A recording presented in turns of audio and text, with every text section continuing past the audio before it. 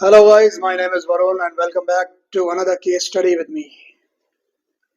आज हम बात करेंगे एक बेंगलुरु के व्यालिकावा में घटे एक ग्रूसम मर्डर केस की, जो शायद आपको रात भर सोने भी ना दे और सोचने पर भी मजबूर कर दे।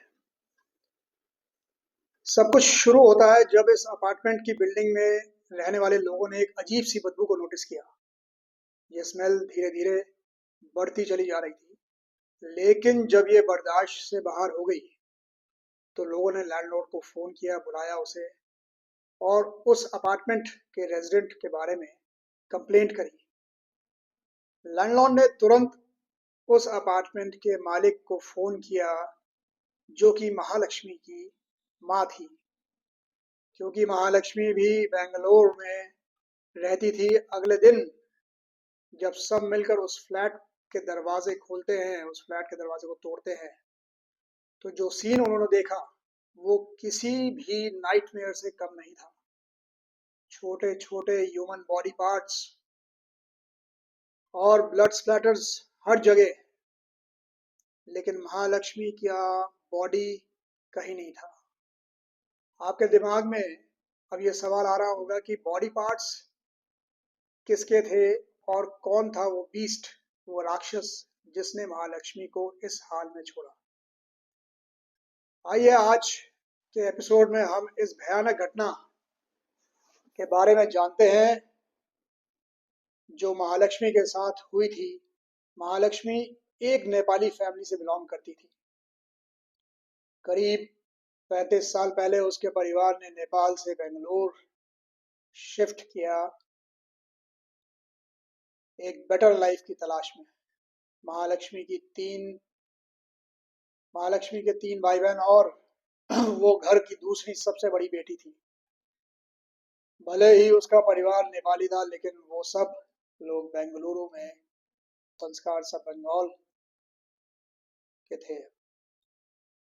2019 में महालक्ष्मी की शादी एक आदमी हेमंत दास से हो गई थी और वो दोनों बेंगलुरु में हेमंत के घर में रहते थे। महालक्ष्मी और हेमंत की एक छोटी सी 4 साल की बेटी भी थी। उम्मीद तो ये थी कि ये एक कुशल परिवार होगा, हंसता खेलता परिवार होगा, लेकिन इनकी शादी में खुशी के पल कम और झगड़े के ज्यादा थे। 4 साल की शादी में दोनों के बीच कॉन्स्टेंटली लड़ाई होती थी और ये लड़ाई इतनी बढ़ गई थी कि अक्टूबर 2023 में दोनों ने तलाक लेने का फैसला ले लिया। तलाक के बाद महालक्ष्मी अपनी बेटी को लेकर अपनी माँ के घर चली गई। समय के बाद महालक्ष्मी ने अपनी बेटी को वापस हेमंत के पास भेज दिया। उसके बाद महालक्ष्मी अपनी लाइफ अकेली जीने लगी और व्यालिकावा के एक रेंटेड अपार्टमेंट में शिफ्ट हो गई।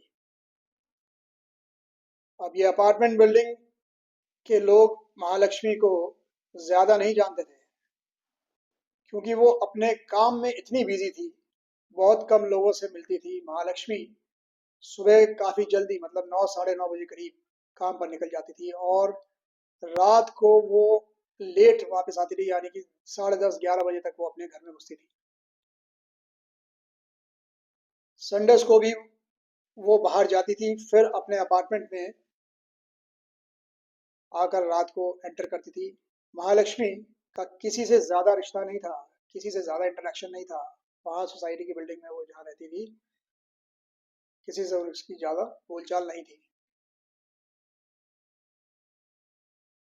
19 अगस्त को रक्षाबंधन के दिन महालक्ष्मी अपनी फैमिली के साथ थी, लेकिन इसके बाद उसका किसी से कोई संपर्क नहीं, कोई मतलब नहीं होता था। सितंबर की शुरुआत में महालक्ष्मी का फोन भी अनरीचेबल हो गया था। फिर आई 21 सितंबर की वो रात जब अपार्टमेंट बिल्डिंग के लोगों ने एक अनबियरेबल बदबू को महसूस किया।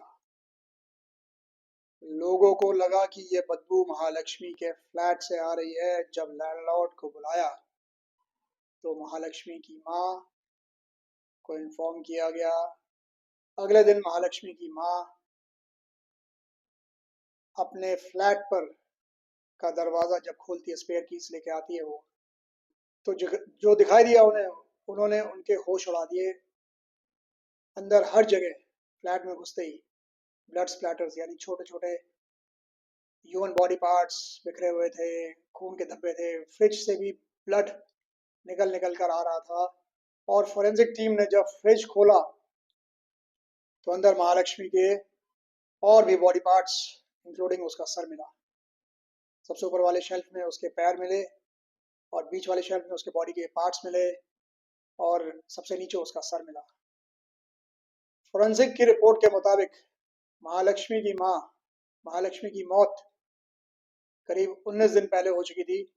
पुलिस ने अपनी इन्वेस्टिगेशन हेमंत से शुरू करी, जो कि महालक्ष्मी का पति था, लेकिन सीसीटीवी फुटेज और फोरेंसिक एविडेंस के आधार पर क्लियर हो गया कि हेमंत इस केस में शामिल नहीं था। उसके बाद पुलिस ने महालक्ष्मी के एक्स बॉयफ्रेंड अशरफ को इन्वेस्टिगेट किया, लेकिन उसका भी इस मर्डर से कोई लेना देना नहीं था। पुलिस को तभी एक और शक होने लगा जब महालक्ष्मी के वर्क प्लेस से 31 साल का मुक्ति रंजान के नाम का एक आदमी सामने आया। जब पुलिस ने मुक्ति को इन्वेस्टिगेट करने की कोशिश की तो पता चला कि वो बेंगलुरु छोड़कर भाग गया है। मुक्ति ने अपने भाई स्मृति को अपने क्राइम के बारे में सब कुछ बता दिया था। जब पुलिस ने स्मृति को पकड़ा तो उसने पुलिस को सब कुछ सच सच बता दिया। मुक्ति ने महालक्ष्मी के पैसे की डिमांड करी थी। उसके गुस्से की वजह से, अपने गुस्से पे उसका काबू नहीं रहा और मर्डर कर दिया था। महालक्ष्मी के छोटे छोटे टुकड़े कर दिए थे और उन्हें फ्रिज में पैक कर दिया था, रख दिया था। वहां से भाग गया था वो। पुलिस ने जब तक मुक्ति को ट्रैक किया, वो उड़ीसा के भद्रक गांव में पहुंच चुका था। लेकिन जब पुलिस वहां पहुंची, मुक्ति ने अपने गिल्ट के नीचे दबकर सुसाइड कर लिया। उसने एक नोट छोड़ा था जिसमें उसने महालक्ष्मी के साथ अपने रिश्ते के बारे में सब कुछ बयां किया था। तो कंक्लूजन ये है, सिर्फ एक मर्डर नहीं था ये केस, बल्कि एक इंसान की इमोशनल और साइकोलॉजिकल डाउनफॉल का भी एक उदाहरण था। मुक्ति ने अपने गुस्से और गिल्ट के कारण ही ये एक हॉरिफिक क्राइम, ये एक भयंकर क्राइम, एक भयानक क्राइम को अंजाम दिया। उस महालक्ष्मी की कहानी हमें यह सिखाती है कि एक हेल्दी रिलेशनशिप में पेशेंस और अंडरस्टैंडिंग कितनी जरूरी है। आप देख रहे हैं अपराध की कहानी, जहां हमने आज कवर किया महालक्ष्मी का मर्डर केस, एक ब्रूटल मर्डर केस। और ऐसी डार्क कहानियों के लिए बने रहिए मेरे चैनल के साथ। अपना और अपने चाहने वालों का ख्याल रखिए, सतर्क रहिए, स्वस्थ रहिए। धन्यवाद। जय हिंद।